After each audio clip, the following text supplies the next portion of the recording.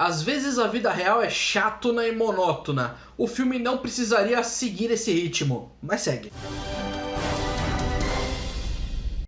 Carrie está no auge da sua fama, ela mora na Dinamarca, tem 63 anos, é sempre bom pontuar algumas coisas como idade e local porque ajuda bastante. 17 anos antes ela tinha feito uma aventura para a África e acabou desistindo por motivos que tem um outro filme que explica, depois eu conto aqui. Ela está muito perto de ganhar o Prêmio Nobel de Literatura e acaba se afeiçoando por um rapaz e fazendo um pacto com ele para que ele se torne famoso, mas com algumas condições. Ele tem que fazer tudo o que ela pedir para ele fazer sem questionar. Temos uma premissa muito interessante, que é tudo que ela quiser fazer sem questionar poderia abrir brecha para várias coisas e vários pontos de vista diferentes, mas isso infelizmente não acontece tanto.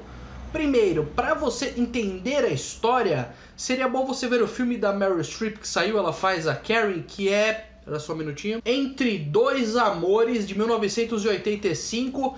É um pouco mais fantasioso, porque quem escreve esse filme é baseado do que a Carrie escreveu sobre a passagem dela para a África, mas mesmo assim é um jeito de você entender um pouco mais a personagem real. Tem um texto introdutório no começo explicando quem é, dando o ritmo do filme, o tom do filme, porque é importante, porque nem todo mundo é obrigado a saber quem ela era. E o mais interessante é que é baseado numa história real. Isso já apoia o fato de que, como ele é baseado numa história real, ele é mais cadenciado. Só que isso é uma desculpa que não precisaria ser feita, porque o cinema ele não necessariamente precisa seguir todas as regras da vida real. Mas esse filme segue muito ao pé da letra, se tornando até às vezes um pouco lento demais. Quem faz a Kelly é a Birthe Neumann, ela está bem no papel, ela convence que é uma aristocrata, uma madame, uma pessoa importante da sociedade e que tem essa autoridade para falar para que o escritor faça e aconteça do jeito que ele quer. Quem faz o escritor é o Anders Henriksen. Desculpa o meu dinamarquês, eu acho que está um pouco enferrujado. Eles estão bem no filme. O destaque maior é para a esposa dele, que faz uma atuação muito boa. Ela entrega essa dualidade de deixar o marido fazer, não deixar, questionar, não questionar. É bem legal, mas as atuações dos dois, que são os principais, está muito bem. A atuação em si está muito bem. Quem dirige é o Billy August. Ele dirigiu Trem Noturno para Lisboa e Os Miseráveis. São dois ótimos filmes dele. Só que esse aqui ele não consegue pegar o texto e adaptar um pouco mais para a tela. Fica muito cadenciado. Esse é o grande problema desse filme. A história é interessante, os personagens são interessantes. O problema é o jeito como foi transposto para a tela. Sinceramente falando, parecia que eu estava vendo uma novela ao invés de um filme que poderia ser um pouco mais dinâmico. A real é o seguinte, ele tem toda a oportunidade de crescer e desenvolver os personagens para ter um acontecimento grande, que tem, na verdade, tem um acontecimento muito grande, só que no fim do filme, e que poderia ser muito mais bem explorado do que simplesmente um relance, uma coisa rápida que acontece. É um filme baseado em fatos reais, então não precisa necessariamente seguir os fatos reais. Poderia ser um pouco mais floreado em algumas questões, diminuir algumas partes e aumentar em outras, para deixar um pouco mais dramático, que só acontece lá no fim do filme, que de fato é a parte que interessa.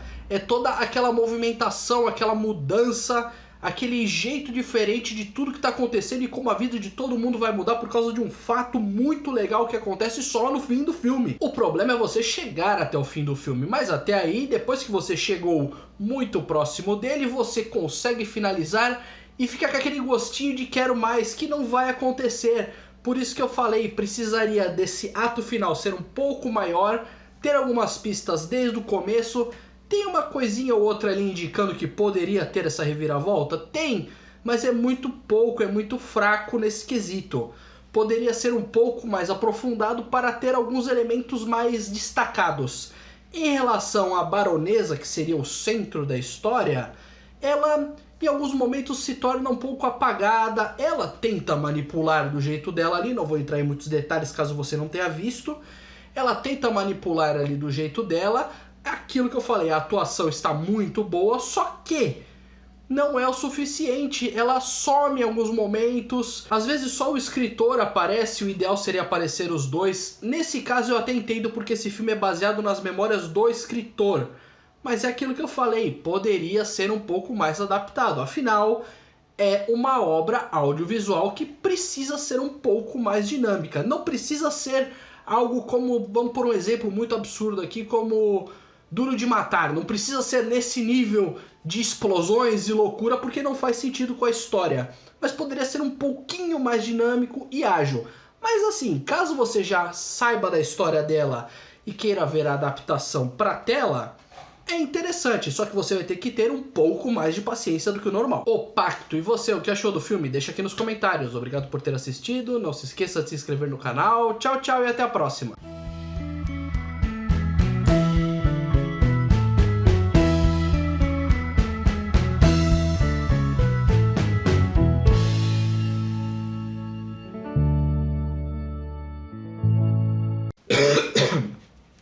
Minha garganta tá ruim.